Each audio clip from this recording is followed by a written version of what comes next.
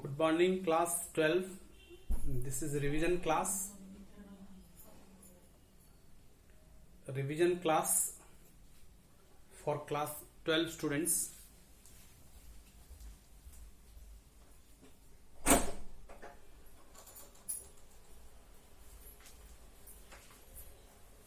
Last class we have discussed alternating current connected to a capacitor. AC connected to a capacitor.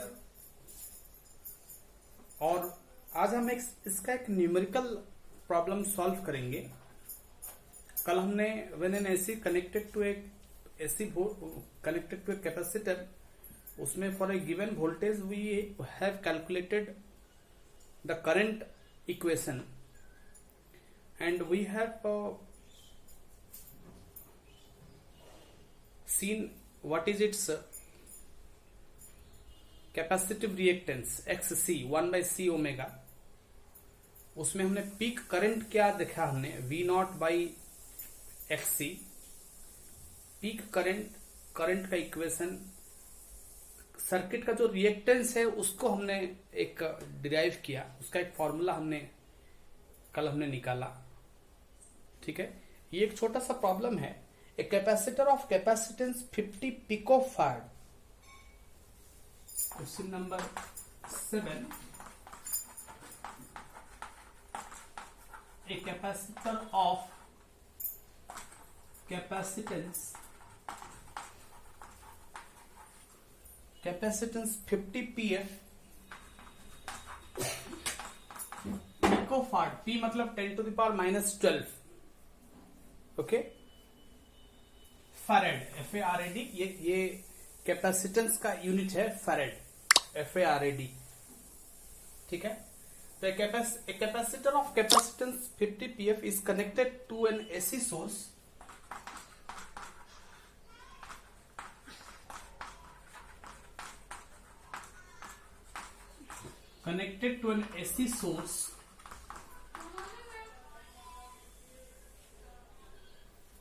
of 1 kilohertz.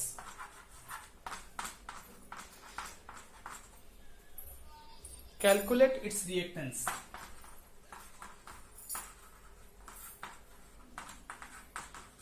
Calculate its capacitive reactance.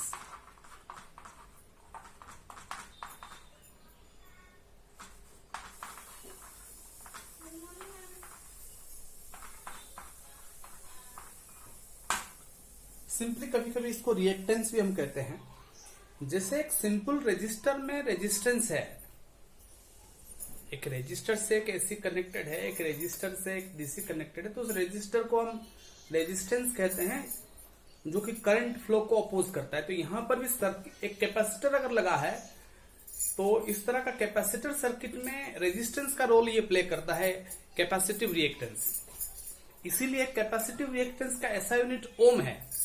जो resistance का ऐसा unit है, capacitive reactance का भी ऐसा unit ओम ही होता है। ठीक है, हम यहां पे लिखेंगे गिवन, ठीक है, given C is equal to 50 pF, so this is 50 into 10 to the power minus 12 F,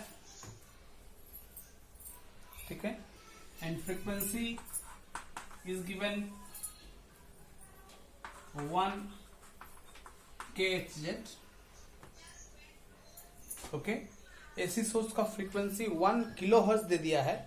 इतना कभी नहीं होता है AC सोर्स का फ्रीक्वेंसी, ये प्रॉब्लम में तो दिया है। इसको हम लोग 50 हर्ट्ज ही लिखते हैं। इंडिया में नॉर्मली 50 हर्ट्ज का फ्रीक्वेंसी AC का अवेलेबल होता है। इतना हाई फ्रीक्वेंसी AC का कभी अवेलेबल नहीं होता है। इसमें प्रॉब्लम में तो दे दिया है, ठीक है, लेकिन हम 50 हर्ट्ज ही लेंगे, फ्रीक्वेंसी 50 हर्ट्ज, ठीक है, इस AC सोर्स का। ठीक है, तब हम लिखेंगे XC is equal to reactance of the capacitor,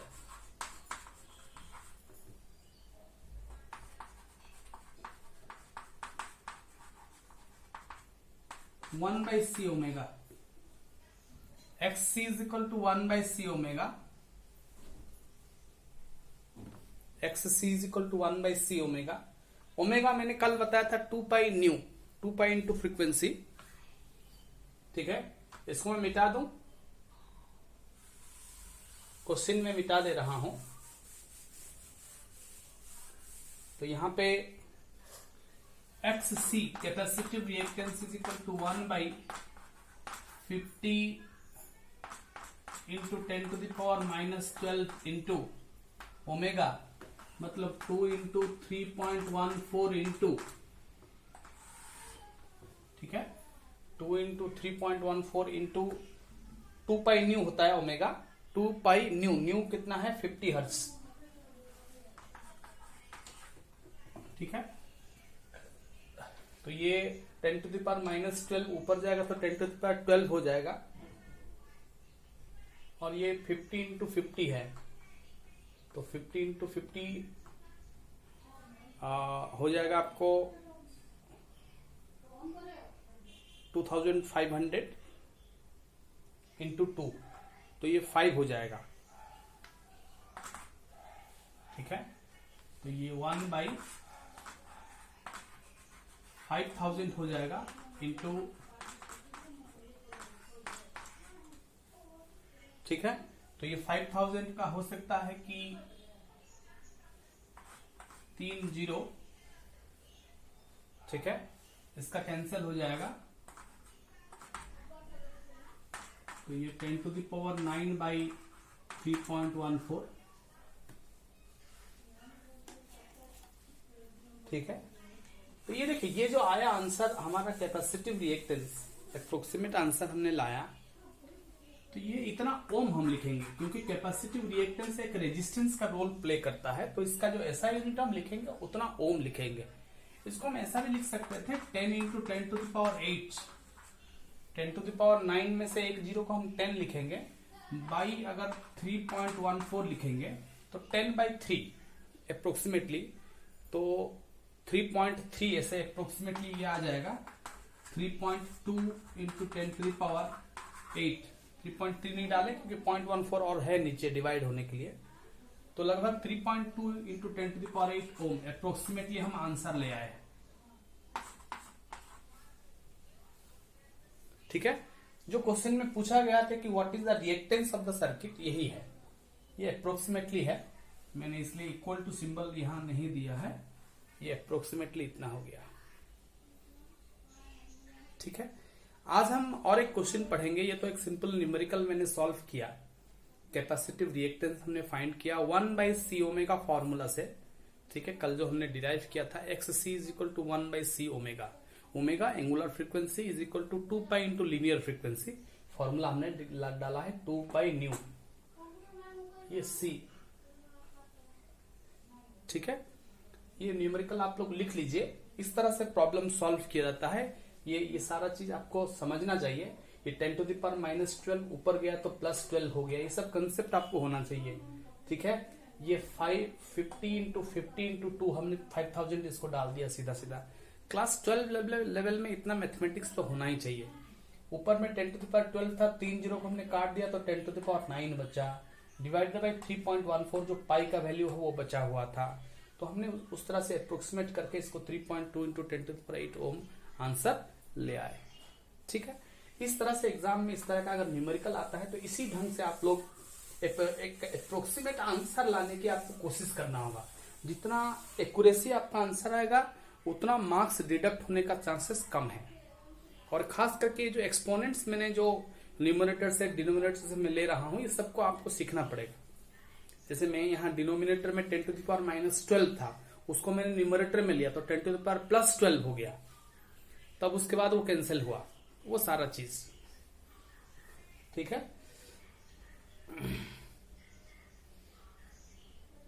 ठीक है, फिर find an expression for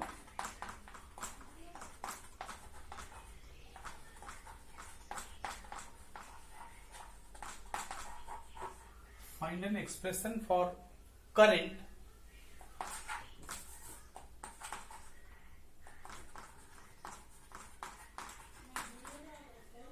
currents when an AC volts V is equal to V0 sin omega t. Find an expression for current when an AC volt V is equal to V0 sin omega t is applied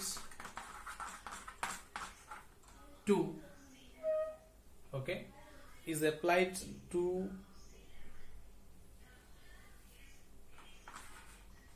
an inductor, और inductor को coil भी हम कहते हैं। Inductor को हम क्या कहते हैं? इसका दूसरा नाम कॉइल भी होता है। Coil when an AC volt is connected to a coil. कहने का मतलब है कि ये एक इंडक्टर है, ये इंडक्टर का सिंबल है, इसका सेल्फ इंडक्टेंस L है और इसको एक एसी से कनेक्टेड किया गया है, एक एसी वोल्टेज से कनेक्ट किया गया है। कल हमने पढ़ा था यहाँ पे एक कैपेसिटर कनेक्टेड था। आज हम पढ़ रहे हैं